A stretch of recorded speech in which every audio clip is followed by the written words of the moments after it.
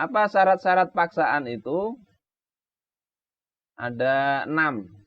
Kalau di dalam Fathul Qorib ada 4. Ini di Mausu'ah Al-Fiqhiyah dirinci lagi ada 6. Yang pertama itu adalah qudratul mukrih ala iqa'i ma haddada bih.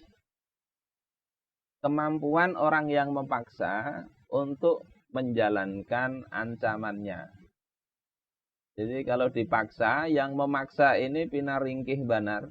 Lebih kuat kita, maka kita nggak boleh dengan alasan, oh saya ini dipaksa, kemudian melakukan yang dilarang oleh Allah Ta'ala. Kemudian syarat kedua, khauful mukrah min iqa'i ma huddida bih. Yang kedua, yang dipaksa ini, dia khawatir dengan ancaman itu akan dilaksanakan. Jadi kalau orang yang mengancam itu ada, memang dia kuat dan bisa melaksanakan ancamannya. Tetapi orang yang diancam ini nggak takut, itu betul-betul terjadi. Jadi wal maksud bi khaufil iqa ghalabatul dzan, yang dimaksud takut itu terjadi, itu cukup dengan ghalabatul dzan, dugaan kuat. Jadi menduga kuat ini betul-betul akan dilaksanakan ancamannya ini. Itu syarat kedua. Jadi walaupun dipaksa, kalau dia pikir ini sekedar guyon atau sekedar ya menakut-nakuti, maka dia nggak boleh melakukan apa yang dilarang. Kemudian yang ketiga, ayyakuna ma huddida bihi qatlan au itlafa udwin. Yang diancamkan itu berupa pembunuhan atau dicacati, ya, dihilangkan anggota tubuh, walau biizhabi quwatihi ma'a baqa'ih, walaupun sekedar yang dihilangkan itu kekuatannya, anggotanya tetap, telinganya tetap, cuma dihilangkan pendengarannya. Ancamannya begitu, dibikin tuli. Au ghairihima mimma yujibu ghamman yu'dimur ridha. Atau ancaman yang lain yang akan mendatangkan kesedihan. Jadi ancamannya ya levelnya itu paling besar ya adalah pembunuhan. Tapi tidak setiap ancaman itu harus ke pembunuhan, tidak. Tergantung ancamannya apa dan yang perbuatan harus dilakukan itu apa. Itu nanti berbeda-beda dalam bab fikih. Kalau di dalam mazhab Hanafi nanti ada ancaman atau paksaan itu ada 2 jenis. Pertama ikrahul mulji, ini yang sampai kepada ancaman mau membunuh atau menghilangkan anggota badan. Yang kedua ikrah ghairul mulji, paksaan yang tidak sampai level ikrahul mulji. Nanti beda juga hukumnya. Nah, kemudian syarat keempat, ayakunal mukrah mumtani'an anil fi'lil mukrah alaih. Orang yang dipaksa itu memang tidak ingin untuk melakukan perbuatan yang dipaksakan. Laulal ikrah, andai tidak dipaksa. Misalnya orang dipaksa untuk berzina, tapi dia itu sebetulnya ingin juga. Andai nggak dipaksa aja dia mau gitu. Maka nggak termasuk dalam hal ini. Tetap aja dia itu berdosa. Disuruh korupsi, nggak usah dipaksa juga mau dia. Jadi syarat keempat ini hendaknya si yang dipaksa ini memang tidak ingin melakukan itu. Baru bisa dimaafkan. Kemudian ayakuna mahallul fi'lil mukrah alaihi muta'ayyinan. Hendaklah perkara yang dipaksakan itu jelas. Jadi kalau dipaksa sesuatu kemudian ternyata paksaannya itu enggak jelas, dia berijtihad sendiri, oh saya dipaksa ini, maka itu dalam sebagian mazhab tidak termasuk dalam kategori paksaan yang dimaafkan, yang tidak berakibat hukum. Misalnya suruh mencerai, punya istri 3, cerai salah satu. tidak ditentukan yang mana, maka kalau dicerai maka itu jatuh perceraian. Ini kalau yang syarat kelima ini dimasukkan ke sini. Karena ahli fikih yang lain tidak memasukkan syarat kelima ini. Kemudian syarat keenam, alla yakuna lil mukrahi manduhatun 'anil fi'lil mukrah 'alaihi. Hendaknya yang dipaksa ini tidak punya peluang untuk terbebas. Nggak ada pilihan lain daripada melakukan apa yang dipaksakan. Jadi kalau ada peluang lain, misalnya dipaksa ini kawa aja dia bukah itu, melarikan diri misalnya, maka dia tidak terkena, tidak dicatat karena dipaksa.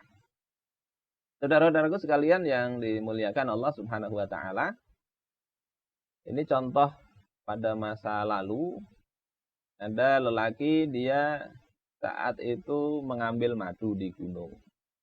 Ini madu betulan ya, bukan madu yang kalau dibawa ke rumah marah, madu betulan.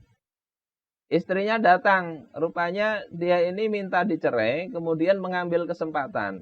Saat suaminya pakai tali di atas, suaminya diancam oleh istrinya dengan mengatakan, la uqatti'annal habla, au la tutalliqini. Sungguh aku akan memotong tali ini, atau engkau mentalak saya. Suaminya kemudian meminta agar jangan dipotong talinya. Sampai bersumpah demi Allah. Tetapi si istri tetap menolak. Dalam artian mau tetap motong tali kalau si suami tidak mau menceraikan. Akhirnya apa? Si suami menjatuhkan talak. Dan oleh Umar itu dianggap nggak jatuh karena dipaksa. Ini contoh paksaan yang tidak jatuh karena memang paksaannya dia menduga kuat istrinya itu betul-betul mau memotong tali. Kalau dia menduga kuat istrinya ini hanya bercanda, maka ketika dia ucapkan talak, jatuh talak, tetap jatuh. Jadi ini kembalinya ke bagaimana dugaan si suami. Berikutnya, ini yang penting, tidak berlaku bagi yang dipaksa, namun dia melakukan paksaan itu dengan senang hati. Ini contoh riwayat, ada dua orang yang melewati satu kaum yang mereka itu menyembah berhala. Kemudian kaum itu mengatakan, la yamurru alaina al-yaum ahadun illa qaddama syai'an. Enggak boleh melewati kami seorang pun pada hari ini kecuali dia harus mempersembahkan sesuatu kepada Tuhan kami, berhala itu. Kemudian mereka katakan kepada salah satu, qaddim syai'an, berkorbanlah untuk berhala ini sesuatu. Fa'aba, orang tersebut enggak mau. Fakutila, kemudian dibunuh dia.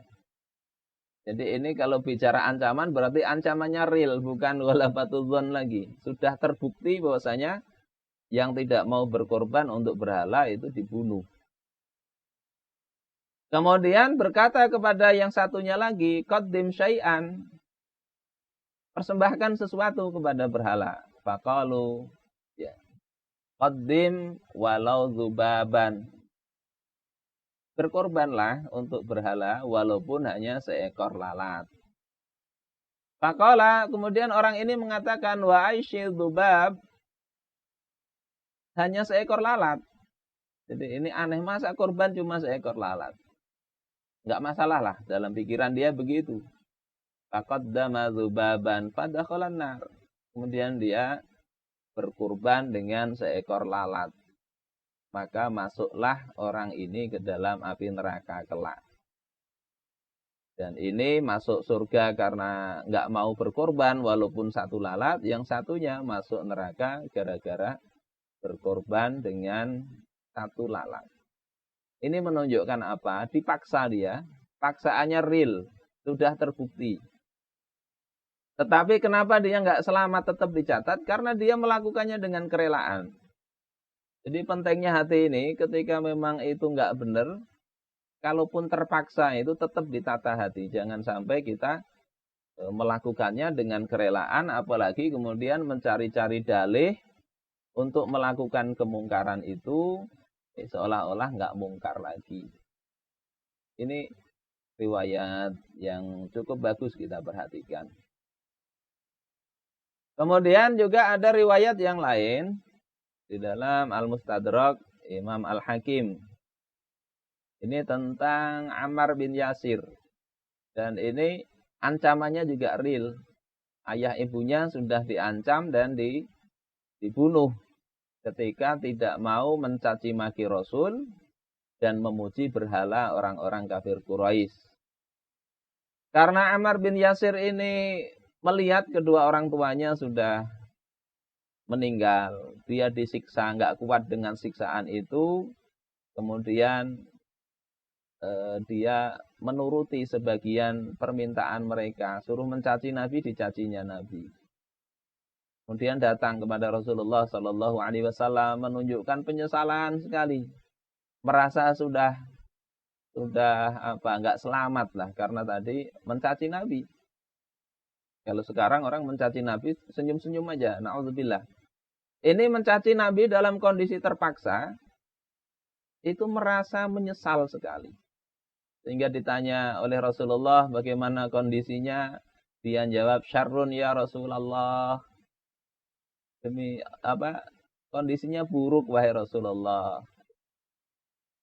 Kemudian menceritakan apa yang terjadi. Rasul bertanya, kaifa tajidu qalbak? Bagaimana engkau dapati hati engkau? Apakah hati engkau memang menuruti keinginan mereka atau enggak? Maka Ammar katakan, mutma'innum bil iman. Hatiku dipenuhi dengan keimanan. Rasul katakan kemudian, in adu fa'ud. Kalau mereka ulangi itu, menyiksa engkau, ulangilah lagi. Ini menunjukkan bahwasanya paksaan itu tidak kemudian menjadikan perbuatan itu yang berdosa pada kondisi asalnya kemudian dianggap berdosa. Tidak begitu. Saudara-saudaraku sekalian rahimakumullah, banyak lagi sebetulnya kaidah tentang hal ini. Misalnya kita dipaksa sesuatu itu tidak boleh kita lakukan kalau yang kita lakukan itu mudaratnya sama dengan yang disuruh atau diancamkan. Misalnya kita disuruh membunuh teman kita atau kita yang dibunuh, maka kita tidak boleh melakukan pembunuhan terhadap teman kita sendiri. Harusnya dilawan itu sama-sama. Walaupun ujungnya harus meninggal dunia. Termasuk juga tentang kasus sahabat Ammar bin Yasir radhiyallahu anhuma ini, kalau seandainya dia lebih memilih berpegang teguh tidak menuruti keinginan mereka, itu lebih afdal sebagaimana yang dilakukan oleh sahabat Bilal bin Rabah ketika disiksa. Bilal justru menjawab dengan perkataan yang membuat orang-orang kafir Quraisy marah besar.